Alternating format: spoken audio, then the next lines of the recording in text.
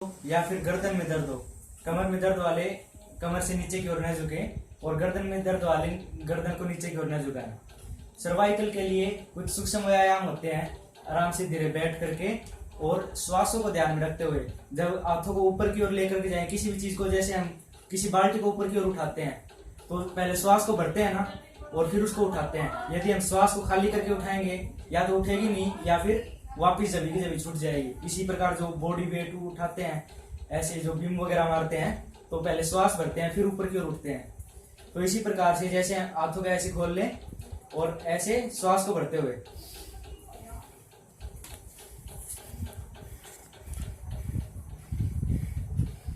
लगातार करते रहें जब तक हाथ में दर्द होने लग जाए। इस प्रकार से करते रहेंगे। ध्यान रहे कि हाथ कंधों के समानांतर रहे, कंधों से नीचे की ओर ऐसे नहीं जाए, हाथ कंधों के समानांतर रहे। सर्वाइकल के लिए होते हैं एक, गर्दन के लिए, गर्दन में दर्द हो, किसी के सर्वाइकल हो, उसके बाद में मुठ्ठियां बंद करके ही फिर से इसी अभ्यास को दोहराएंगे।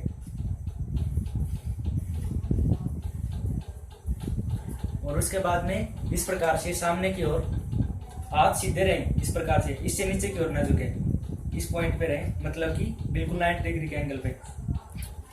इस प्रकार से हाथों को हिलाते रहें, श्वास के साथ ऊपर की ओर ले जाते हुए सांस भरें, सामने की ओर ले जाते हुए सांस छोड़ें। इस प्रकार से फिर इसी अभ्यास को दोबारा से अंगूठे अंदर मुठ्ठियां बंद करके फिर से दोहराएं।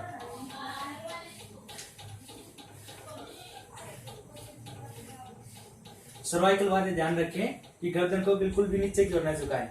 और इसमें और अभ्यास जो होते हैं, जैसे गर्दन को घुमाने का, इस प्रकार से पीछे की ओर जाते हुए श्वास भरें, आगे की ओर आते हुए श्वास खाली करें।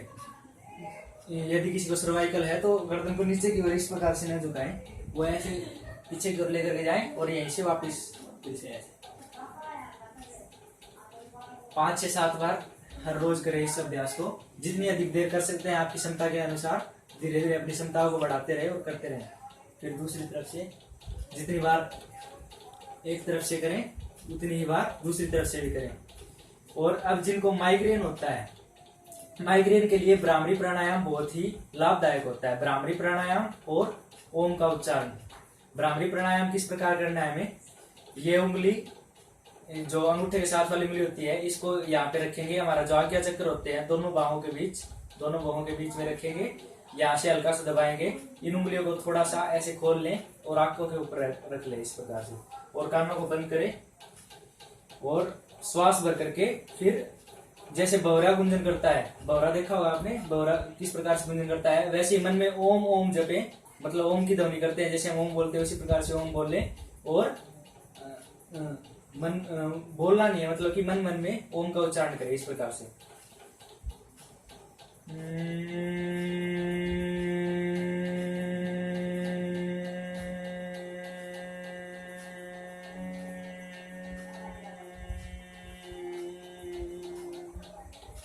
श्वास को जितना लंबा खींच सकते हैं उसमें इस श्वास को लंबा खींचे और महसूस करें कि पूरे शरीर में कंपन हो रहा है। और जिस प्रकार से कंपन हो रहा है, ध्वनि बाहर की ओर निकल रही है, उसी प्रकार आपका पूरे शरीर की कंपन के साथ सारी बीमारियां नष्ट होती जा रही है। ये माइग्रेन के लिए बहुत ही अच्छा होता है। माइग्रेन के लिए कुछ और अभ्यास भी होते हैं, जैसे कि इस प्रकार वज्रासन में बैठ जाएं, एडियो को साइड में खोल लें, अंगूठों को मिला लें और नितंब भाग एडियो के ऊपर इस प्रकार से रखें। फिर श्वास को भरते हुए सामने की ओर झुके। जिनको गर्दन में दर्द है या फिर सर्वाइकल है वे सामने की ओर ही देखें, गर्दन को नीचे की ओर न झुकाएं, सामने की ओर देखें।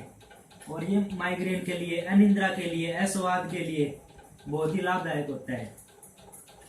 इस प्रकार से जितनी देर तक होल्ड कर सकते हैं उतनी देर तक होल्ड करें, फिर वापिस आ जाए श्वास भरते हुए।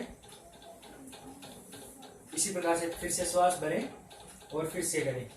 जितनी अधिक देर तक रोकोगे उतना ही अधिक आपके शरीर को लाभ मिलेगा। थकावट को दूर करने के लिए, यदि आपकी बॉडी बिल्कुल टूटती जा रही है, जैसे बुखार में हो जाता है, उस स्थिति में भी इस प्रकार से कर सकते हैं। यदि ऐसे नहीं होता है तो हाथों को ऐसे कर लें और सिर को यहाँ पे रख लें। जिनके मोटापा है, जो नहीं कर सकते हैं, वे इस प्रकार से करें। ये माइग्रेन के लिए होते हैं। और जो अनुलोम विलोम होता है, अनुलोम विलोम कैसे होता है? अनुलोम विलोम से 6 प्रकार के रस जो होते हैं, खट्टा, मीठा, कड़वा, कसेला, तीखा, नमकीन, और 7 प्रकार की धातुएं होती हैं, और जितनी भी चीजें होती हैं, मतलब पूरे शरीर की जितनी भी चीजें अस्त व्यस्त हैं, वे सारी चीजें बैलेंस होती है। वो किस प्रकार से करते हैं? देखिए, दाएं नासिका को बंद करें, एक हाथ से ज्ञान मुद्रा लगा लें, दूसरे हाथ से वायु मुद्रा, वायु मुद्रा इधर अंगूठे के नितंब भाग में, और ये यहाँ पे जैसे हमारी नब्ज होती है, चबक चबक होती है, वैसी महसूस करें और करते रहें। इस प्रकार से श्वास को अंदर की ओर भरें, पहले बाईं नासिका से, फिर दाईं नासिका से छोड़ दें,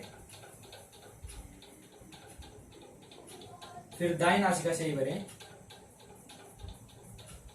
फिर बाईं नासिका से छोड़ दें। ये हो गया एक स्ट्रोक। इसी प्रकार से हाथ को ऊपर की ओर रखें, क्योंकि जो हमारे शरीर से अशुद्धियां होती हैं, वे जो अशुद्ध कण होते हैं वे हमारे हाथ पे लग जाएंगे यदि हमें हाथ वैसे रखें, तो इसलिए हाथ को ऊपर की ओर रखें।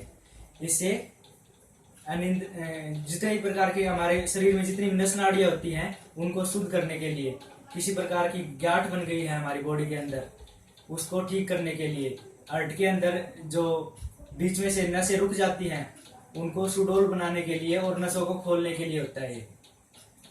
इन अभ्यास को हर रोज निरंतर यदि आप करोगे तो ही इसका लाभ आपको दिखना शुरू होगा। कुछ एक दिनों के अंदर, लगभग 15 से 20 दिन, 10 से 15 दिन के अंदर आपको इसका फर्क दिखना अच्छे से महसूस हो जाएगा, यदि आप नोट करोगे तो वो भी, क्योंकि ये धीरे धीरे होता है, लेकिन ये बीमारी को जड़ से समाप्त कर देता है। और इसी प्रकार से एक होता है कपालभाति प्राणायाम, बिल्कुल सहज भाव से बैठ जाएं। एक बात और ध्यान रखें, अनुलोम विलोम में श्वास को इतना धीमा और लंबा खींचना है कि हमें खुद को भी श्वास लेने की आवाज ना आए। इस प्रकार से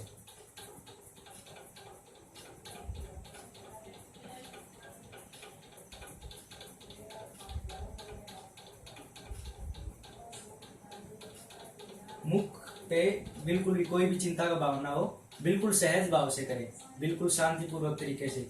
और जो कपालभाति प्राणायाम होता है उससे 99% तक रोग ठीक हो जाते हैं। कपालभाति और जो प्राणायाम में ये 2 ही प्राणायाम महत्वपूर्ण होते हैं, कपालभाति और अनुलोम विलोम। वैसे तो 8 प्राणायाम होते हैं, लेकिन ये 2 प्राणायाम बहुत ही आवश्यक होते हैं हमारे लिए, इसीलिए हमें करना चाहिए। इस प्रकार से करेंगे, दोनों आप ध्यान मुद्रा में बैठ जाएं सहज भाव से, और फिर ऐसे पेट को अंदर की ओर खींचे, श्वास को झटके के साथ छोड़े और पेट को झटके के साथ ही अंदर की ओर खींचे। इस प्रकार से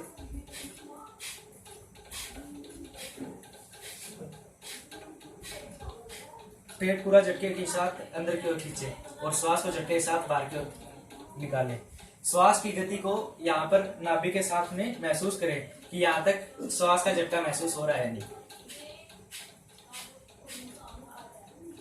जो शुरू में कर रहे हैं, जो जिन्होंने पहले कभी नहीं किया, वो बिल्कुल आराम आराम से करेंगे, बिल्कुल धीमी गति से। इस प्रकार से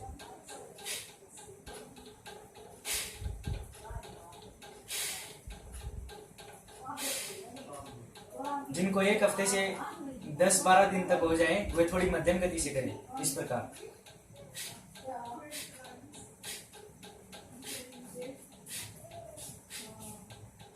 जिनको 1 से 1.5 महीना हो जाए, मतलब जो पुराने अभ्यासी हो जाए, जो हर रोज करते हो, वे तीव्र गति से कर सकते हैं। इस प्रकार से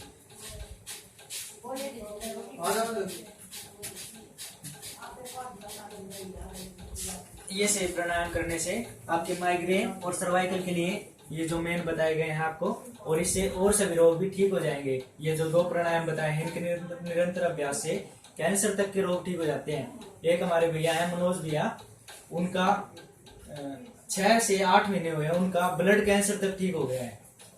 इस अभ्यास को करते रहें और संपूर्ण स्वास्थ्य का लाभ उठाएं। धन्यवाद।